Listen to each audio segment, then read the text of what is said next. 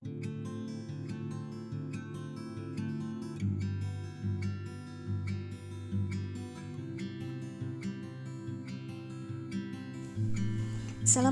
warahmatullahi wabarakatuh. Berjumpa dengan Ibu Qurratu Ayun. Kita akan membahas bersama tentang kasus-kasus yang ada di lembaga sekolah. Di sekolah sangat mungkin ditemukan siswa yang bermasalah dengan menunjukkan berbagai gejala penyimpangan perilaku yang merentang dari kategori ringan sampai dengan berat.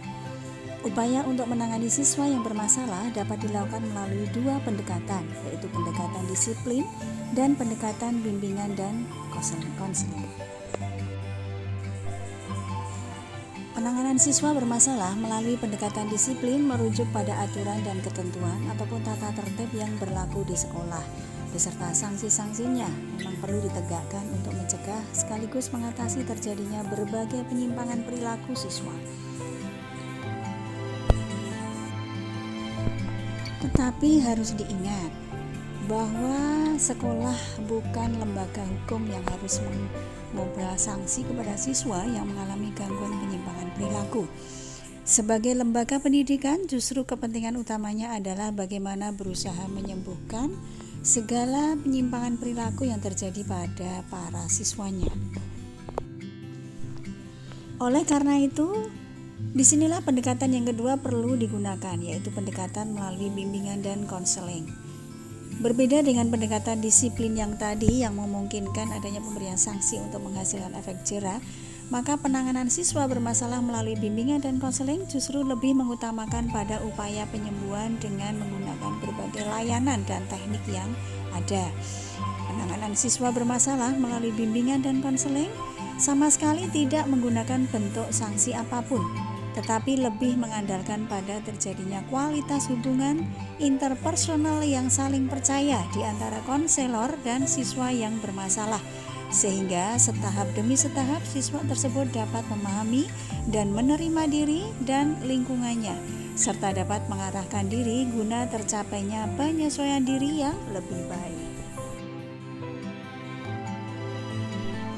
Masalah pada siswa terbagi menjadi 3, yaitu masalah atau kasus ringan seperti membolos, malas, kesulitan belajar pada bidang tertentu, berkelahi dengan teman sekolah, bertengkar, minum minuman keras tahap awal, berpacaran, mencuri kelas dalam posisi ringan.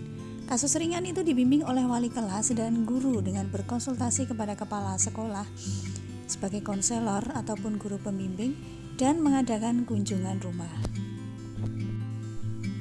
Sedangkan masalah atau kasus sedang seperti gangguan emosional, berpacaran dengan perbuatan menyimpang, berkelahi antar sekolah, kesulitan belajar karena gangguan di keluarga, minum minuman keras pada tahap pertengahan, mencuri kelas dalam posisi sedang, melakukan gangguan sosial dan asusila.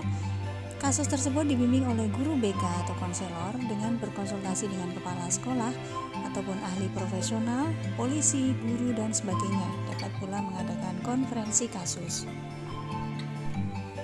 Sedangkan masalah atau kasus berat seperti gangguan emosional berat, kecanduan alkohol dan narkotik, pelaku kriminalitas, siswa hamil, percobaan bunuh diri, perkelahian dengan senjata tajam ataupun senjata api, kasus berat dilakukan referensi atau alih tangan tugas kepada ahli psikologi atau psikiater ataupun dokter, polisi, ahli hukum yang sebelumnya terlebih dahulu dilakukan kegiatan konferensi kasus.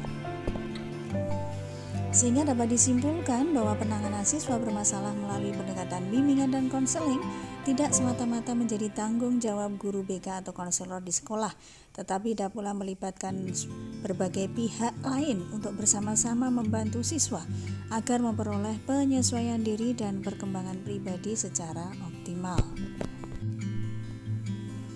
Sekolah bukan hanya sebagai tempat belajar bagi siswa, tetapi juga lingkungan untuk membentuk karakter.